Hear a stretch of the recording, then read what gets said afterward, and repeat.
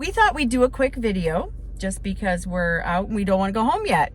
So we wanted to talk about the skill of listening, because listening is a big problem with communication a lot of times in marriage. And a lot of people think that they're listening, but listening is different than listening and thinking of your next response, or thinking of what you're going to say next. Like, when you really are listening and you develop that skill, you're really hearing what your spouse is saying. So you're not just hearing with your ears, but you're watching their body language. You're in tune with their eyes. What are their eyes saying? What is their body language saying? And not only that, you're listening to get understanding, not listening to respond, right? Right. So you can think you're listening, but it might be going in one ear and out the other. You might be listening and reading something, thinking about your shopping list, thinking about, oh, I got to get the kids at 3:30. You can be having multiple things going on in your head, which means you're not really listening. You're not hearing what they're saying. Mm-hmm. So to have really great communication, a lot of times you really need to just pause, take a pause, mm-hmm.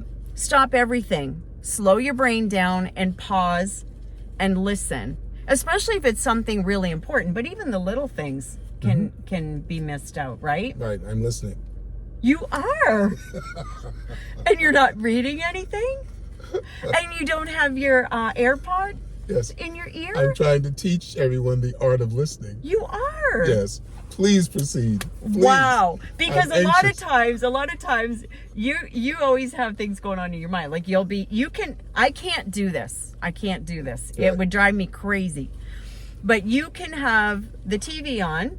Right. You can have an AirPod in your ear listening to a podcast or a video. True. And you can be reading something all at the same time. That is correct. And I can be talking. Some people call that genius. Call it what you want. It would just drive me insane. Because I need... Or ADD. I say nothing. Okay. I'm not a doctor. All right. I don't do diagnosis. Yes. But I can't do that. So I do find, though, like if I'm on a long phone conversation, mm-hmm. I can find that my mind will start to wander and I'm really not listening, and I have to catch myself. Mm-hmm. So do you feel you're a good listener, or is it difficult for you to shut everything off and listen and not... Because a lot of people have issues and they have trouble focusing, and they have trouble shutting all the noise off in their head to hear what their spouse is saying. Mm-hmm. And so then their spouse might not feel heard, because there's a difference between you listening to me and me feeling heard. Like you heard me and then you got clarification, you understood what I was trying to say, and you understood my heart. You've got to not just take the first thing I say, but it's to explore, what do I mean? What is my heart trying to say? What are my emotions truly feeling? What's under what I'm saying? And then you validate and support that, rather than just sometimes people rush in to tell the other person what to do, how to fix it. You need to do this, instead of just listening and supporting. Right. Well, I think you really did awesome. With listening? Yes. Oh, it was hard. I wanted to break in. Oh, I know. Because listening is a skill. It's not just something that I think most people know innately. I think that it's an absolute skill that has to be learned. And in a relationship, I think it works in a mature relationship. Now, when I say mature, it doesn't mean you have to be married 20 years or 10 years, because I think people cannot listen for 60 years and be married in the same house. But I just want to rewind just a little bit, and why I think listening is such a difficult skill. And I think if people learn this skill, it would alleviate a lot of problems. All right, so I think one of the reasons that listening is so difficult is because it hasn't been modeled in a lot of homes. Most of us didn't grow up in homes where we saw very connected relationships, where your parents or other family members really intently listen to each other, listen to see how they can support and how they can validate, as opposed to not get into some type of argument or discussion or to be dismissive. So I think that the first thing is that you have to realize that it's a skill, and you may not even have the skill. You have to admit yourself whether you have the skill or not. If you don't have the skill, like I know my grandsons play chess. I can't play chess. So if I sit down and play chess with them, I'm going to lose.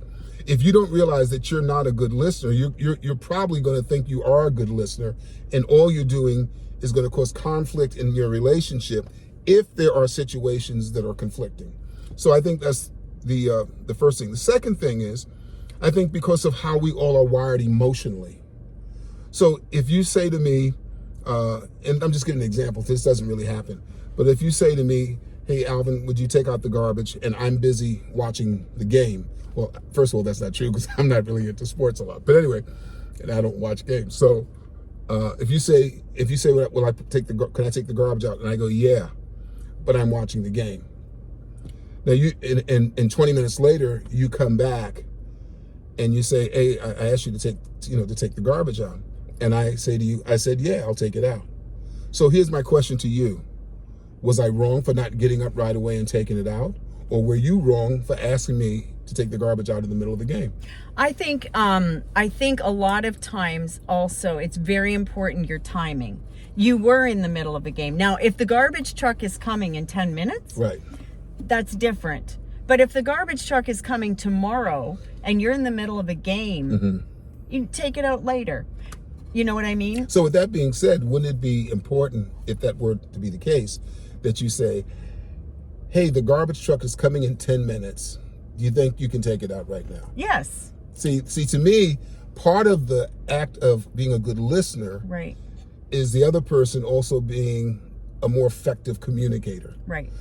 Instead of just guessing what the other person needs, I think you have to tell a person what they need until they really, really learn each other by listening and communicating. Right. Which both of them are a skill that most people I find don't have. And because of the world we live in with we got 5, 6, 15, I don't know how many different social media platforms, it has literally trained us to not be good listeners. Exactly. We're trained that way. It's constantly scrolling until we find what we want. Well, it's almost the same thing like conversation. You just keep talking until I find something I want to listen to. Right. And if it's an important subject, it's important to set a good time to talk about it. You can't just come in with something that's really important we talk about, and I'm in the middle of making dinner. I've got stuff cooking on the stove. I've got some things in the oven, and now you're going to dump on me. Right. No, that you can't just come in and dump on your spouse something that's really important. You've got to find out if it's a good time to communicate. Is this a good time? Or when is a good time for us to sit down and talk about something? Right. But a lot of times people just come in and they start dumping on their spouse all this stuff and unloading. And I know if I'm busy cooking or something, I can't focus. I'm trying to time everything on the stove. Right. I can't think about one more thing because my brain is already full. Right. And that's why it's just as important to be an effective, the best you can, communicator of what your needs are as it is the person who's listening. And I am a big believer, if people, you are a marriage coach and you help couples to listen better, communicate better.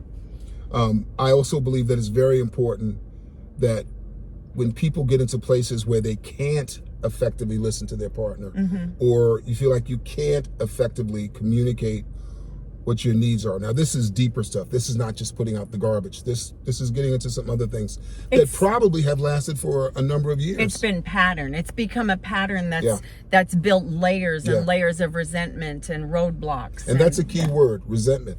When resentment has set in, it can be very, very difficult to resolve an issue and to listen to the other person and even to say what you have to say, because under that resentment could be layers of anger as well. And at that point, it's like all bets are off. That's why I believe it's very important. Listen, I needed new glasses. So when I needed new glasses, I had to get my eyes checked. I went to the eye doctor. My car, I needed to service my car. So last week I went and got my 5,000 mile check and got my car service. Nice glasses, by the way. Thank you very much. Just wanted to point that out. Thank you. He's looking for compliments. So nice glasses. I'm glad you were listening. I'm glad everyone noticed. I threw it in, and I didn't even tell you that I was fishing for a compliment. So by the same token, if you need a mechanic to help service your car, if you need an eye doctor to help for your glasses, if you're in that situation, and it may not be you, there may be one person we're talking to now, but if you're in that situation, you might need a third party. You might need a coach, a counselor. You need therapy, whatever it is, so that way that you can fight for your marriage and fight for your family. Because, look, hey, if there's nothing worth fighting for, then that's one thing. But I do believe that for most of us who were in love and we thought we had the same dreams and goals and hopes, and then somewhere along the way, and it happens in most relationships, where there's just differences of opinion. We're different people. They say that opposites attract. So sometimes we have different ways of raising the children. We have different goals for where we're going to live, different goals for the kind of jobs we have or don't have, different goals on how we're going to spend our money. All those different kind of things can end up causing some friction that gets a little deep and emotional and can cause resentment. So I do strongly, suggest that people get help if they're running into those situations, because again, like, I don't want to just beat this thing to the ground, but listening is a skill, and communicating your needs is a skill, because we are all emotional people. And we can all, no matter how good of a listener you are, we can all be better listeners. Yeah. The world is just going at such a fast pace, and we're all spinning sometimes, and we're all busy sometimes. So just a challenge, just a little inspiration here to, when your spouse is speaking this week, just stop and listen. Yeah. How much time does it just take to stop and listen? Listen to me. Yes, listen to me. I mean, listen. Yes, yes. I'm listening. Thank you. Yeah, but I mean, we just don't slow down. So if you're the spouse who's a talker, just remember, don't just unload everything on your spouse. Don't unload it all at once. Don't unpack everything at once when you get in the door. And if you're the spouse who's spinning and always busy, and maybe you have ADHD or ADD or whatever it is, there's a million things out there, and sometimes we're just busy. Just take a minute and slow down and listen. Intently listen to your spouse. Practice the skill of listening. It will really help your marriage a lot if you learn how to listen, not listen to respond. Learn how to really listen to what they're really saying, and what's behind what they're saying, and what they're trying to say, and the heart behind it. Because sometimes we say things, but really that's not what we're really trying to say. We're trying to figure out what we're trying to say. So let's just try to be better listeners. I know I fail many times, and I keep practicing it, and practice makes perfect. Yeah, it does. Like that old saying says. Yeah, and I just want to add one thing to it in the whole listening thing. I think it's a good thing also when someone says something, the person who is talking to you, to repeat back to them what you thought they said. Exactly. Because what they said and what you heard may be two different things. Yeah, and that's what coaching teaches you too. Yeah. It teaches you to be able to repeat back what your spouse is saying and make sure that's what they're saying. Yeah. So it shows too you are listening, because you're able to say back to them what was said. You can repeat it as well, and that's another skill that's taught in coaching as well. But anyway, I hear you. Yeah, I don't know if anybody out there is listening or not. They might not even be listening. They might just... They've been scrolling away, trying to find something else. They're not listening to us. But who cares? We just wanted to make a video, right? Yeah, we wanted to listen to ourselves talk. Yeah, it might help somebody. Somebody. But if it does, if what we've talked about, if it rings true to you, or if you know someone that can ring true, feel free to share it with them. It's a pretty simple, it sounds like a simple skill, but it's actually very difficult for some people. It is. Anyway, that's it. We have to go fill our car up with gas. Yes, we do. We're running on low. So take care, everybody. Hope you have a really good week. Bye.